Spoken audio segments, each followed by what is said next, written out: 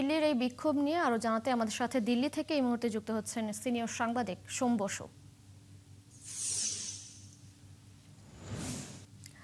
আপনাকে স্বাগত জানাচ্ছি সংবাদ সংযোগে।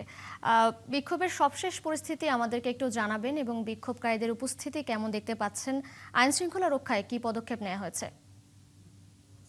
আমি প্রথম দিন যেদিন থেকে বিক্ষোভ শুরু হয়েছে সেটি ছিল 6ই জুলাই, 6ই জুন। সেদিন থেকে আমি ওখানে যাওয়া এবং কাভারেজ করছি এবং দেখা যাচ্ছিল শুরুর দিকে ভিড় 200-300 কি 400 থেকে বেশি হচ্ছে না, ধীরে ধীরে সেটা বাড়তে শুরু করলো, মাঝখানে কমে গেছিল। সোনাম ওয়াংচুক এসে অনশনে বসাতে যে ব্যাপারটা পুরোপুরি ঘুরে গেল এবং এবং যারা নিট এক্সাম নিয়ে যারা বিক্ষোভ জানাতে চেয়েছিল তারা ওখানে আসে এবং সময়ের সঙ্গে জিনিসটা বাড়তে থাকে। বাড়তে বাড়তে একটা এরকম সময় আসে যে ইন্ডিয়ান পার্লামেন্টের মনসুন সেশন যেটা গতকাল শুরু হয়েছে, সেদিনকে সিজেপি ডিক্লেয়ার করে এবং সোনাম ওয়াংচুক নিজেও যে আমরা পার্লামেন্টের দিকে বিক্ষোভ জানানোর জন্য মুভমেন্ট করব। অ্যাজ পার রুল এখানে ইন্ডিয়াতে সে যেই সরকারই থাকুক না কেন, যন্তর মন্ত্র একটা এরকম জায়গা যেটা জাস্ট 1.5 কিলোমিটার পার্লামেন্টের থেকে সেখানে বিক্ষোভ করতে দেওয়া হয়, পুলিশ পারমিশন দেয় এবং সেখানে সবসময় বিক্ষোভ করা হয়। কিন্তু তার বিয়ন্ডে যখন পার্লামেন্টের দিকে যাত্রা করা হয় তখন অলওয়েজ ল অ্যান্ড অর্ডার তার একটা নিয়ম মেনে এবং ব্যাপারটাকে আটকানো হয়, চারিদিকে ব্যারিকেড সৃষ্টি করা হয়। কালকে যেটা হয় হচ্ছে শান্তিপ্রিয়ভাবে হচ্ছিল সকাল থেকে। কালকে একটু ওয়েদারে একটু অল্প মৃদু বৃষ্টিও হয়েছিল।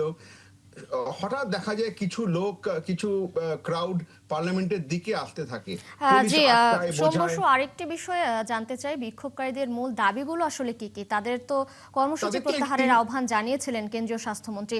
তারা সেই আহ্বান কেন মানলেন না? এখন তারা সেই বিষয়ে কি তারা বলছেন? মানেনি কারণ তাদের যে তিনটি যে যে পয়েন্টস আছে, যে সোনাম ওয়াংচুককে ছাড়তে হবে তার সাফদারজাং হসপিটালে যেখানে ওনাকে রাখা হয়েছে সেখান থেকে রেখে ওনারা চান একটি প্রাইভেট হসপিটালে শিফট করতে, সেটা যেন দেওয়া হয়।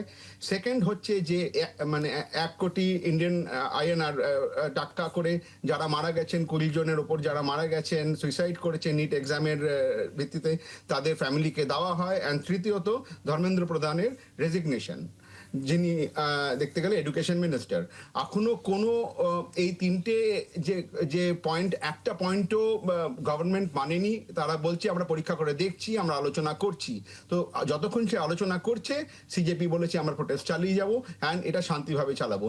আজকে এই মুহূর্তে যদি আপনারা দেখেন জিনিসটা শান্তিভাবেই হচ্ছে, যন্তর মন্ত্রের ভেতরেই হচ্ছে, বাইরে কোনো বিক্ষোভকারী নেই, পুলিশও মোটামুটি চারিদিক দিয়ে পাহারা দিচ্ছে।